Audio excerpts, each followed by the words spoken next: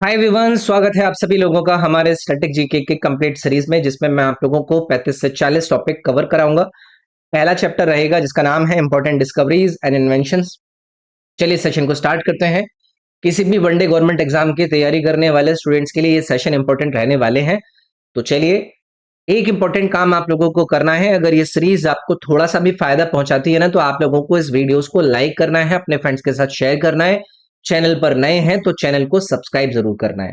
पहला सवाल ये रहा आपकी स्क्रीन पर। 1642 में पहले यांत्रिक कैलकुलेटर यानी कि मैकेनिकल कैलकुलेटर का आविष्कार इन चार विकल्प में से किसके द्वारा करा गया? देखो, यहां पर आपको एक नाम नजर आ रहा है, ब्लेज पास्कल का। तो इनके पापा ना टैक्स कलेक्टर थे, तो अपने पापा की हेल्प करने के लिए कि कोई चीज उनको जोड़नी पड़े, कोई चीज उनको घटानी करे, तो इसलिए इनके द्वारा इस मैकेनिकल कैलकुलेटर को इन्होंने इन्वेंट किया। नाम है इनका ब्लेज पास्कल। 1642 में इनके द्वारा इसको इन्वेंट किया गया था, याद रखेंगे। अगला सवाल है, पहले आधुनिक विद्युत एयर कंडीशनिंग यूनिट का आविष्कार किसके द्वारा करा गया, यानी कि first modern electrical air conditioning unit. आप लोगों ने इसके नाम से कुछ कंपनीज के द्वारा एसी को आता हुआ भी देखा होगा। ये है विलियस कैरियर। तो एक अमेरिकन इंजीनियर थे जिनके द्वारा इस एयर कंडीशनिंग यूनिट को इन्होंने इन्वेंट किया। कब किया, ये अगर याद रह जाए तो 1902 के अंदर आपको इसको याद रखना है। इसका यूज करके जो टेम्परेचर होता है ना, उसको कंट्रोल किया जाता था। चलिए आगे बढ़ेंगे। विलिस कैरियर ने पहला एयर कंडीशनर किस वर्ष में बनाया था? अभी पीछे बताकर आया था, 1902 में बनाया था भाई। कोई दिक्कत नहीं, आगे बढ़ेंगे। संयुक्त राज्य अमेरिका के लिए विश्व का पहला परमाणु बम दिए गए चार विकल्प में से किसके द्वारा बनवाया था? आपने एक मूवी देखी होगी, कौन सी? ओपनहाइमर। तो ये जे रॉबर्ट ओपनहाइमर का नाम आपको याद रखना है। एक प्रोजेक्ट था इनका, उस प्रोजेक्ट का नाम याद रखेंगे, मनहैटन प्रोजेक्ट। तो इसके ये चीफ साइंटिस्ट थे आपके, ये रॉबर्ट ओपनहाइमर। इसके अलावा और भी कई सारे इंपॉर्टेंट नाम, जैसे कि ये एनरिको फर्मी का नाम यहाँ पर दिया है ना, तो पहला न्यूक्लियर रिएक्टर डेवलप करने के लिए एनरिको फर्मी का बहुत ज्यादा कंट्रीब्यूशन था। ऐसे ही यहाँ पर एक नाम आपको ओटो हॉर्न का दिया हुआ है। इनके द्वारा न्यूक्लियर फिजन की जो रिएक्शन है, उसको इन्होंने यूज किया बॉम्ब के अंदर क्रिएट करने के लिए। तो फिलहाल पहला एटॉमिक बॉम्ब यूएसओ को देने के लिए इन्वेंशन का अगर नाम लिया जाए तो आपको ओपनहाइमर का नाम याद रखना है। हवाई जहाज का आविष्कार पूछ रहे हैं कि किसके द्वारा करा गया? सभी लोग एक ही स्वर में बोलेंगे, राइट ब्रदर्स। बहुत फेमस हैं ये। इनके नाम क्या क्या हैं वो आगे आने वाले सवाल में आपसे पूछूंगा। कब इन्होंने पहली पावर्ड फ्लाइट को उड़ाया था? तो अगर ये याद रह जाए तो दिसंबर 17 याद रखिएगा, और साल था 1903। आगे बढ़ेंगे। राइट ब्रदर्स के बारे में पूछ रहे हैं कि कौन से देश से हैं? तो भाई ये यूएसए के अंदर ना एक कॉन्स्टिट्यूएंसी पड़ती है जिसको ओहायो कहा जाता है, तो वहां से थे, तो अमेरिका से ये आपके संबंधित हो जाएंगे। डी ऑप्शन करेक्ट रहेगा। राइट ब्रदर्स के नाम बताइए। अभी मैंने पीछे आप लोगों को बताया था ना कि इन दोनों ने जो पहली पावर्ड फ्लाइट थी वो 1903 के अंदर उड़ाई थी, और इन दोनों के नाम भी कई बार पूछे जा चुके हैं। तो इसमें आपको विल्बल और ऑरवेल, ये दो नाम याद रखना है। तो पहला सक्सेसफुल प्लेन डिजाइन करने, उसको उड़ाने का इन दोनों को श्रेय दिया जाता है। रक्त समूह की खोज सबसे पहले किसने करी थी, यानी कि ब्लड ग्रुप्स को पहली बार डिस्कवर करने वाले नाम आपको यहां पर बताना है। तो कार्ल लेंस्टीनर का आप लोगों को याद रखना है ना। बहुत ही कॉमनली इस सवाल को आपका एग्जाम के अंदर पूछा जाता है। तो ये बहुत बड़े पैथोलॉजिस्ट, इम्यूनोलॉजिस्ट के रूप में जाने जाते हैं, जिनके द्वारा 1901 में ब्लड ग्रुप्स को डिस्कवर करा गया। अब आपसे सवाल पूछ सकते हैं कि बताइए कि जिस ब्लड ग्रुप को इन्होंने इन्वेंट किया था, डिस्कवर किया था, वो कौन सा था? तो वो था A B O blood group. ठीक है। अब इसी काम के लिए ना इनको नोबेल पुरस्कार भी दिया गया था। तो कल को अगर आपसे पूछ ले कि 1930 में दिए गए चार विकल्प में से किसको नोबेल पुरस्कार मिला, तो आपको इन्हीं कार्ल लेंस्टीनर का नाम याद रखना है। अगला सवाल, एबीओ रक्त वर्गीकरण की खोज कार्ल लेंस्टीनर द्वारा किस वर्ष करी गई थी? अभी पीछे बताकर आया था, 1901 में करी थी। आगे बढ़ेंगे। बॉल पॉइंट पेन का आविष्कार किसके द्वारा करा गया? जो बॉल पॉइंट पेन हम यूज करते हैं अपनी कॉपी के ऊपर लिखने के लिए, उसके इन्वेंटर का नाम पूछ रहे हैं, तो इसमें आपको याद रखना है लाज़्लो बीरो। ठीक है, तो ये हंगरी के रहने वाले एक जर्नलिस्ट थे, तो इनके द्वारा इस बॉल पेन को इन्वेंट किया गया था 1938 में। ठीक है, पहले फाउंटेन पेन चलते थे, उनको फिर यहाँ से रिप्लेस करता है ये पेन। साइकिल का आविष्कार पूछ रहे हैं भाई। साइकिल पहले भी कई बार इसको लेकर पूछा जा चुका है, इसमें आप पैट्रिक मैकमिलन का नाम याद रखेंगे। ठीक है, तो ये एक मतलब लोहार थे, स्कॉटलैंड के रहने वाले थे। तो इनको एक दिन मन करा के भाई चलो एक काम करते हैं, पैडल पावर्ड एक बाइसाइकिल बनाते हैं, तो नाम फेमस हो गया पैट्रिक मैकमिलन। अगला सवाल है, डीजल इंजन का आविष्कार किसने किया और वे दिए गए चार विकल्प में से कौन से देश से थे? तो देखो, जिस व्यक्ति के द्वारा डीजल इंजन का आविष्कार किया गया वो थे रुडोल्फ डीजल, और ये जर्मनी के रहने वाले थे। इन दोनों बातों को लेकर इंडिविजुअल बेसिस पर सवाल पूछे जाते हैं। 1890 में ये डीजल इंजन को इन्वेंट करता है, और जो ये इंजन था वो पहले जो स्टीम इंजन चला करते थे उससे ज्यादा एफिशिएंट था, तो फिर उसके बाद डीजल इंजन ही अपना नाम और दबदबा मार्केट में बनाता है। अगला है, डीएनए की दोहरी जो एक संरचना होती है, एक स्पेरिकल संरचना होती है, उसका वर्णन सबसे पहले किन वैज्ञानिकों ने करा था? Double stranded structure of DNA को पहले डिस्क्राइब करा गया इन चार विकल्प में से बताइए साइंटिस्ट का नाम। तो समय याद रखिएगा 1953। तो ये दो नाम है जिसमें आपको नजर आएंगे जेम्स वॉटसन, और दूसरी तरफ आएंगे आपको क्रिक फ्रांसिस फ्रांसिस क्रिक। तो ये दोनों व्यक्ति हैं जिनके द्वारा डीएनए की जो डबल स्ट्रैंडर्ड स्ट्रक्चर होती है ना, कुछ इस प्रकार की, इसको इन्होंने क्या किया था, बताया था, डिस्क्राइब किया था।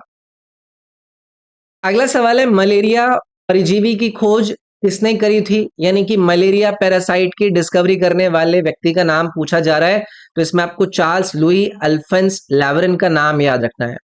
कई बार इनको लेकर सवाल पूछा जा चुका है। 1880 में इन्होंने मलेरिया पैरासाइट को डिस्कवर किया था, और आपसे पूछा जाएगा कि कहां पर किया था, तो मानव रक्त के अंदर यानी कि ह्यूमन ब्लड में इन्होंने इस मलेरिया पैरासाइट की डिस्कवरी करी थी। ठीक है, अगला सवाल, मलेरिया किस प्रकार के मच्छर के कारण होता है और ये किसके द्वारा खोजा गया था? तो देखो, डिस्कवरी ऑफ मलेरिया कि वो किस प्रकार के मॉस्किटो के द्वारा होता है, इसके बारे में पता लगाया था रोनाल्ड रॉस ने। इसको याद रखना है। तो ये एक एनोफिलीज मॉस्किटो, आप लोगों ने बचपन में पढ़ा होगा। एनोफिलीज मॉस्किटो से मलेरिया होता है, इसके बारे में ये रिसर्च कर रहे थे इंडिया के अंदर 1897 में। तो यहाँ पर आपको रोनाल्ड रॉस का नाम याद रखना है। इन्हीं से रिलेटेड आपसे सवाल पूछ लिया जाएगा कि बताइए कि किसको नोबेल पुरस्कार मिला, कब? 1902 में। तो ये रोनाल्ड रॉस ही थे जिन्होंने इस मलेरिया से ट्रांसमिट होने वाले, ये मतलब मॉस्किटो से ट्रांसमिट होने वाले मलेरिया की डिस्कवरी करी थी। रोनाल्ड रॉस को ही इस इनकी डिस्कवरी को लेकर नोबेल पुरस्कार दिया गया था 1902 में। सर रोनाल्ड रॉस का जन्म किस देश के अंदर हुआ था? आपको इंटरेस्टिंग लगेगा ये सवाल, क्योंकि इनका जन्म हुआ था भारत में। तो याद रखिएगा, जो 1857 की क्रांति नहीं थी हमारे देश की, ये तभी पैदा हुए थे हमारे देश के अल्मोड़ा में। तो इंडियन मेडिकल सर्विस के अंदर इन्होंने मेडिकल डॉक्टर के पद पर काम किया था। बाद में इनको इनकी जो डिस्कवरी थी कि मलेरिया से, मतलब मॉस्किटो से मलेरिया आपका फैलता है, तो नोबेल पुरस्कार भी मिला था इन्हें। मलेरिया परिजीवी की खोज के लिए 1902 में शरीर क्रिया विज्ञान या चिकित्सा में नोबेल पुरस्कार किसे मिला था? अभी बताकर आया था आपको पीछे, रोनाल्ड रॉस को दिया गया था। आगे बढ़ेंगे, ट्रांसफॉर्मर का आविष्कार दिए गए चार विकल्प में से किसके द्वारा करा गया था? देखो, माइकल फैराडे के बारे में आप सभी ने सुना होगा, एक अंग्रेजी वैज्ञानिक थे जिन्होंने इलेक्ट्रोमैग्नेटिज्म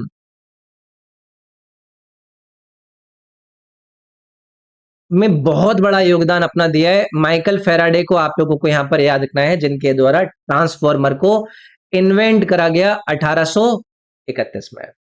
तो इन्होंने 1831 के अंदर ना एक इंपॉर्टेंट प्रोसेस को डिमॉन्स्ट्रेट किया था, जो इलेक्ट्रोमैग्नेटिक इंडक्शन होता है ना, उसको डेमोन्स्ट्रेट किया था। फिर उसी के आधार पर इन्होंने ट्रांसफॉर्मेशन को इन्वेंट भी किया था। आगे बढ़ेंगे, किसने डायनामाइट का आविष्कार किया और नोबेल पुरस्कार की भी स्थापना करी? सभी लोग एक ही स्वर में बोलेंगे एल्फ्रेड नोबेल। इन्हीं के नाम पर आपको ये नोबेल पुरस्कार दिए जाते हैं ना। तो ये स्वीडिश केमिस्ट, इंजीनियर और इन्वेंटर थे। और डायनामाइट की खोज अगर आप लोगों को याद रह जाए तो 1867 में इनके द्वारा करी गई थी कि भाई कंस्ट्रक्शन को और ज्यादा सेफ बनाने के लिए ये वाला जो आपका एक डायनामाइट प्रोडक्ट है ये बहुत ज्यादा हेल्पफुल रहेगा। एल्फ्रेड नोबेल किस देश से थे? अभी मैं पीछे आप लोगों को बताकर आया था ना कि स्वीडन से थे। तो एक स्वीडिश इंजीनियर के रूप में इनको जाना जाता है। एल्फ्रेड नोबेल स्वीडन से आते हैं। याद रखिएगा लगभग 350 से ज्यादा पेटेंट इन्होंने फाइल किए थे। पेटेंट मतलब आपका किसी भी क्षेत्र में रुचि है तो आप उसमें कोई इस प्रकार की अपनी थ्योरी लिखकर देते हैं कि भाई देखो ऐसा होता है वैसा होता है। तो स्वीडन से थे भैया। इलेक्ट्रिक बैटरी का आविष्कार किसने किया और वह कहां से थे? देखो जब कभी भी आपसे इलेक्ट्रिक बैटरी का नाम नजर आए तो इसमें आपको अलेजेंड्रो वोल्टा का नाम याद रखना है जो कि कहां से थे? इटली से थे। और इस इलेक्ट्रिक बैटरी की इन्वेंशन आपको याद रखनी है 1800 में करी गई थी। और जो इन्वेंशन इनके द्वारा करी गई थी ना उसका नाम इलेक्ट्रिक बैटरी नहीं था पहले। इसको कहा जाता था वोल्टिक पाइल। कल को अगर ये भी पूछ ले तो इसको लेकर भी याद रखना है। आप लोगों को पता है ना जो विद्युत विभव होता है, जो इलेक्ट्रिक पोटेंशियल होता है उसकी जो यूनिट होती है वो क्या होती है? वो वोल्ट होती है ना। इन्हीं के नाम पर ये रखी गई थी। ठीक है। हाइड्रोजन की खोज बताना है इन चार में से किसके द्वारा करी गई और ये भी आपको बताना है कि कब करी गई। तो 1766 में हाइड्रोजन की डिस्कवरी करते हैं हेनरी कैवेंडिश। ये आप लोगों को याद रखना है। तो इसको शुरुआत में हाइड्रोजन नहीं कहा जाता था, इसको कहा जाता था इनफ्लेमेबल गैस या फिर एयर, अज्वलनशील वायु। ठीक है। अगला सवाल है आवर्त सारणी में पहला तत्व कौन सा है? Which element is the first element in the periodic table? तो सभी लोग कहेंगे कि सर जी हाइड्रोजन है, जिसका जो एटॉमिक नंबर होता है वो कितना होता है? वो 1 होता है। यूनिवर्स के अंदर अगर आपसे लाइटेस्ट और मोस्ट अबंडेंट एलिमेंट के रूप में पूछा जाएगा तो आपको इस हाइड्रोजन को ही याद रखना है। ये किस फॉर्म में एग्जिस्ट करता है? ये डाई एटॉमिक फॉर्म में एग्जिस्ट करता है स्टैंडर्ड कंडीशंस में। पहली सेफ्टी लिफ्ट का आविष्कार किसने किया था? सेफ्टी एलिवेटर पहला एवर इन्वेंट किसके द्वारा किया गया? तो यहां पर एलिशा ओटिस का नाम दिया गया है। इनको याद रखेंगे। ये इन्वेंशन इनके द्वारा 1852 में करी गई थी। बिल्डिंग के अंदर कंस्ट्रक्शन वर्कर्स को ये जो एलिवेटर है वो बहुत ज्यादा हेल्प करता है। जिस माले पर सामान पहुंचाना था इस एलिवेटर की हेल्प से ये काम करा जा सका। लुइस वाटरमैन ने किसका आविष्कार किया था? बहुत ही कॉमन सा सवाल है, बचपन से सुनते आ रहे होंगे। फाउंटेन पेन के आविष्कारक के लिए लुइस वाटरमैन को जाना जाता है। फाउंटेन पेन की निब बनाने के लिए किस धातु का उपयोग किया जाता है? विच या फिर the metal used for making the nib of a fountain pen is osmium. ये बहुत ही कॉमन सा सवाल है। तो ये क्या होता है ना, जो कोरोजन और वियर होता है उससे क्या करता है? रेजिस्ट करता है और राइटिंग लिखने के लिए सुटेबल रहता है। ठीक है। इंसुलिन की खोज किसके द्वारा करी गई थी? इस पर कई बार आपके सवाल पूछे जा चुके हैं तो आपको इसमें एफ बेंटिंग का नाम याद रखना है भाई। और ये इंसुलिन की खोज इनके द्वारा कब करी गई थी? 1921 में करी गई थी। ये भी याद रखिएगा। तो एक दूसरा भी एक आदमी था जिनके साथ ही काम कर रहे थे जिसमें आपको याद रखना है चार्ल्स बेस्ट का, और एक नाम था JJR मैकलॉर्ड। इन दोनों के साथ ही काम कर रहे थे तो इनको ये श्रेय दिया जाता है डिस्कवरी ऑफ इंसुलिन का। अब इनको ना इसको लेकर नोबेल पुरस्कार भी मिला था। अब ये सवाल आप लोगों से पूछ सकते हैं कि भाई 1923 में बताइए कि किसको नोबेल पुरस्कार मिला? तो ये एफ बेंटिंग ही थे जिनको इंसुलिन की डिस्कवरी के लिए 1923 के अंदर नोबेल पुरस्कार से सम्मानित किया गया। इंसुलिन का उपयोग किस रोग के इलाज में किया जाता है? Insulin is used to treat which of these following four. जब हम ब्लड के अंदर जो ब्लड ग्लूकोज लेवल होता है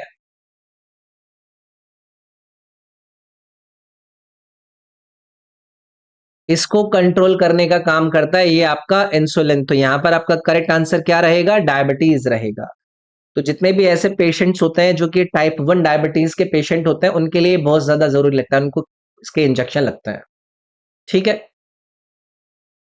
फेडरिक बेंटिंक किस देश से संबंधित थे? अभी जिस एफ बेंटिंक को लेकर हमने पीछे जाना था, जिनको नोबेल पुरस्कार दिया गया 1921 में इंसुलिन की डिस्कवरी के लिए, इनको लेकर ये पूछ रहे हैं कि कौन से देश से थे। तो भाई ये कनाडा से थे, याद रखिएगा। और इनको लेकर सवाल भी पूछा जाता है कि ये यंगेस्ट बने थे उस समय पर, यंगेस्ट नोबेल ल्यूट्रेट जो कि मेडिसिन में नोबेल पुरस्कार जीतते हैं। तो एफ बेंटिंग आपको इसमें याद रखना है। निम्नलिखित में से किसने रेडियोधर्मिता की खोज की थी, यानी कि रेडियो एक्टिविटी की डिस्कवरी को लेकर इन चार में से आपसे सवाल पूछ रहे हैं। तो हेनरी बकेरल का आपको नाम याद रखना है। कब पूछा जाए कि कब करी थी इन्होंने डिस्कवरी, तो 1896 आप याद रखिएगा। और इसके बाद में भी कई सारे आपके ऐसे इंपॉर्टेंट साइंटिस्ट आए थे जिन्होंने रेडियो एक्टिविटी के ऊपर और एक्सप्लेनेटिव चर्चा करी थी। एक आपको इनसे रिलेटेड भी सवाल पूछा जा सकता है कि 1903 का जो नोबेल पुरस्कार था वो इन्होंने शेयर किया था, किस किस के साथ शेयर किया था? मैरी क्यूरी के साथ शेयर किया था, और एक और याद रखिएगा, पेरेरे के साथ शेयर किया था। तो ये आपको हेनरी बेकेरेल, मैरी क्यूरी और पेरेरे, इन तीनों को रेडियो एक्टिविटी या फिर फिजिक्स के क्षेत्र में 1903 के अंदर नोबेल पुरस्कार से सम्मानित किया गया था। रेडियो धर्मिता शब्द किसने गढ़ा था, यानी कि किसके द्वारा कॉइंड करा गया? ये जो रेडियो एक्टिविटी शब्द की हम बात कर रहे थे, तो मैडम क्यूरी या फिर मैरी क्यूरी, इनके द्वारा इस रेडियो एक्टिविटी टर्म को कॉइन किया गया था। तो इन्होंने रेडियो एक्टिव एलिमेंट के ऊपर अपनी बहुत इंपॉर्टेंट रिसर्च वगैरह करी थी। और इनको लेकर आप लोगों ने जाना होगा दो इंपॉर्टेंट एलिमेंट्स, कौन कौन से वो इंपॉर्टेंट एलिमेंट थे? एक तो पोलोनियम था और दूसरा क्या था? रेडियम था। इन दो एलिमेंट की खोज करी थी मैडम क्यूरी ने, किसके साथ मिलकर? जिनको लेकर अभी पीछे मैंने बताया था कि इनको पुरस्कार भी मिला था, वो इनके हस्बैंड थे, पियरे क्यूरी। तो ये आपको याद रखना है। हेनरी बकेरल ने किस वर्ष रेडियो धर्मिता की खोज करी थी? अभी जिस हेनरी बकेरल को लेकर पीछे हम बात कर रहे थे, उन्होंने कब खोज करी थी? 1896 में करी थी, पीछे ऑलरेडी हम डिस्कस करके आए थे। ठीक है। एक सवाल आप लोगों से पूछा जाता है कि ये जो न्यूक्लियर फिजिक्स होती है, इसकी फाउंडेशन किसने रखी? तो ऑब्वियसली अगर रेडियो एक्टिविटी को हेनरी बेकेरेल डिस्कवर कर रहे हैं, तो हमें कह सकते हैं कि इसी की वजह से जो न्यूक्लियर फिजिक्स है उसकी फाउंडेशन रखी गई, याद रखना है। 1674 में सबसे पहले माइक्रोस्कोप का आविष्कार किसने किया? 1674 में फर्स्ट माइक्रोस्कोप को इन्वेंट करने वाले व्यक्ति का नाम पूछ रहे हैं, तो एंटनी वैन लेवेनहॉक का नाम याद रखिएगा। तो इन्होंने एक पावर सिंगल लेंस माइक्रोस्कोप को डेवलप किया, और ये पहले थे जिन्होंने एनी मॉलिक्यूल्स या फिर माइक्रो ऑर्गेनिजम्स, जो कि जीवित माइक्रो ऑर्गेनिजम्स होते हैं, उनको ऑब्जर्व भी किया। तो याद रखेंगे। इनको लेकर एक सवाल पूछा जाता है, ये बताइए कौन है फादर ऑफ माइक्रोबायोलॉजी? तो उसमें आपको नाम रखना है एंटनी वैन ल्यूवेनहॉक का, याद रखेंगे इसको। 1674 में इन्वेंशन करी गई थी। निम्नलिखित में से किसने बैक्टीरिया की खोज करी थी, यानी कि हु डिस्कवर्ड बैक्टीरिया? तो अभी जिन एंटनी वैन लेवेनहॉक की हम बात कर रहे थे ना, यही थे जिन्होंने पहली बार ऑब्जर्व किया अपने माइक्रोस्कोप का यूज करके एक बैक्टीरिया को, और इन्होंने इन बैक्टीरिया को एक नाम दिया था, क्या? एनिमल एनिमल एनिमल क्यूल्स, ये नाम दिया था इन्होंने। कब करी गई थी ये डिस्कवरी? अभी पीछे बता कर आया था, 1617 में करी गई थी। ऑक्सीजन की खोज किसके द्वारा करी गई भाई? सभी लोग एक ही स्वर में कहेंगे, जोसेफ प्रेस्टली। इनका नाम याद रखिएगा। इनके द्वारा ऑक्सीजन की डिस्कवरी करी जाती है 1774 में। और ऑक्सीजन को शुरुआती दौर में किस नाम से जाना जाता था? गैफोलॉजिस्टिकेटेड एयर।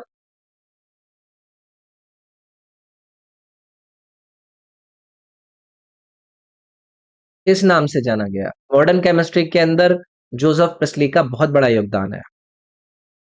निम्नलिखित में से किसने या फिर किस वैज्ञानिक ने पहली पोलियो वैक्सीन की खोज करी? फर्स्ट पोलियो वैक्सीन को डिस्कवर करने वाले साइंटिस्ट का नाम पूछ रहे हैं, जोनस एडवर्ड सोल्क का नाम याद रखना है। तो पहली इफेक्टिव पोलियो वैक्सीन इनके द्वारा 1955 में डेवलप करी गई थी और एक इनएक्टिवेटेड वैक्सीन थी जो कि वायरसेस को मारती थी और जो पोलियो आउटब्रेक पूरे विश्व के अंदर चल रहा था उसको कंट्रोल किया गया था। अगला सवाल, पहली मान्यता प्राप्त आवर्त सारणी किसने प्रकाशित की थी? यानी कि पहली रिकॉग्निबल जो पीरियडिक टेबल है वो किसके द्वारा प्रकाशित करी गई थी? डिमिट्रिव मेंडलीव। कब करी थी? 1869 में करी थी। इस पर चर्चा हो चुकी है। तो इन्होंने जितने भी तत्व थे, एलिमेंट्स थे, उनको किसके प्रॉपर्टीज के आधार पर अरेंज किया था? एलिमेंट्स के एटॉमिक वेट के आधार पर अरेंज किया था। ठीक है, तो डेमेट्रिव मेंडलीव यहां पर याद रखना है। डेमेट्रिव मेंडलीव ने किस वर्ष अपनी आवर्त सारणी प्रस्तुत करी थी? अभी पीछे बता कर आया था 1869 में करी थी ना भाई प्रस्तुत। बी ऑप्शन करेक्ट हो जाता। मेंडलीव की आवर्त सारणी में कितने तत्व थे? How many elements were present in Mendeleev periodic table? तो 63 आपको यहां पर एलिमेंट याद रखने हैं जो कि इनको नोन थे। कई सारे इन्होंने जगह छोड़ दी थी कि भाई ये कुछ ऐसे एलिमेंट जिनको अभी डिस्कवर करा जाएगा, तो 63 इनकी आवर्त सारणी में थे। पेनिसिलिन की खोज दिए गए चार विकल्प में से बताना है कि किसने करी थी। पेनिसिलिन की डिस्कवरी को लेकर ये नाम पूछ रहे हैं, तो इसमें अलेक्जेंडर फ्लेमिंग का आप लोगों को याद रखना है। समय कब था ये? 1928 था। और आपसे अगर पूछा जाएगा कि भाई बताइए कि ये कौन सी ऐसी पहली डिस्कवरी थी जिसको आप जानते हैं, तो इसको फर्स्ट एंटी बायोटिक डिस्कवरी के रूप में भी जाना जाता है। तो ये ना एक पेनिसिलिन मोल्ड होता है ना, वहां से इसको डिस्कवर किया गया था या फिर डिराइव किया गया था। पेनिसिलिन किससे प्राप्त हुई थी? अभी मैं पीछे बताकर आया था आपको, तो ये फंगाई से इसको, मतलब एक मोल्ड पेनिसिलिन नोटेटम होता है, उससे इस पेनिसिलिन को निकाला गया, जो कि जो सिंथेसिस के दौरान फंगाई आपके क्रिएट होते हैं ना, वहां से आपका निकलता है। अलेक्जेंडर फ्लेमिंग ने किस वर्ष पेनिसिलिन की खोज करी थी? अभी पीछे बताकर आया 1928 के अंदर अलेक्जेंडर फ्लेमिंग के द्वारा पेनिसिलिन की डिस्कवरी करी गई थी। किस वैज्ञानिक ने रेडियोधर्मी तत्व रेडियम की खोज करी थी? अभी पीछे बताकर आया था ना आपको मैडम क्यूरी के बारे में। रेडियम और पोलोनियम दो इंपॉर्टेंट एलिमेंट की खोज करी थी इन्होंने अपने हस्बैंड पियरे क्यूरी के साथ 1898 में। दुनिया की एकमात्र महिला जिसे 2 बार नोबेल पुरस्कार प्राप्त हुए वो कौन थे? तो ये जो मैरी क्यूरी की हम बात कर रहे हैं ना, ये दुनिया की एकमात्र महिला है जिन्होंने 2 बार नोबेल पुरस्कार जीते। एक बार 1903 में और एक बार 1911 में। 1903 में इन्हें नोबेल पुरस्कार दिया गया फिजिक्स के क्षेत्र में और 1911 में इन्हें केमिस्ट्री के क्षेत्र में नोबेल पुरस्कार प्राप्त हुआ था। अगला सवाल है, वल्कनाइज्ड रबर का आविष्कार इन चार विकल्प में से किसके द्वारा किया गया? तो यहां पर आप लोगों को याद रखना है चार्ल्स गुडियर का। गुडियर के नाम से एक वो भी है, ब्रांड भी है। 1839 में इनके द्वारा इसका इन्वेंशन करा गया था या फिर इन्वेंट किया था इन्होंने वल्कनाइज्ड रबर का। सल्फर के साथ गर्म करके प्राकृतिक रबर को टिकाऊ पदार्थ में बदलने की रासायनिक प्रक्रिया क्या कहलाती है? अभी जो वल्कनाइज्ड रबर के बारे में पीछे बात कर रहा था ना, तो ये प्रोसेस होता है वल्कनाइजेशन। इस प्रोसेस के अंदर क्या होता है, नेचुरल रबर को ड्यूरेबल मटेरियल के अंदर कन्वर्ट करा जाता है सल्फर के साथ उसको हीट करके। याद रखिएगा इसको। निम्नलिखित में से किसने रेडियो का आविष्कार किया था? Who among the following invented radio? तो आपको इसमें याद रखना है गुग्लेल्मो मार्कोनी। तो इनके द्वारा रेडियो का आविष्कार करा गया था 1895 के अंदर। तो पहली ये वायरलेस टेलीग्राफी थी जिसको 1895 के अंदर डेवलप करा गया था। और जो पहला सिग्नल इन्होंने भेजा था वो भेजा था 1901 में, फर्स्ट सिग्नल, याद रखिएगा। और फिर इनको नोबेल पुरस्कार भी मिला इसको लेकर। कब? 1909 में नोबेल पुरस्कार जीता किसने? गुग्लिमो मार्कोनी ने।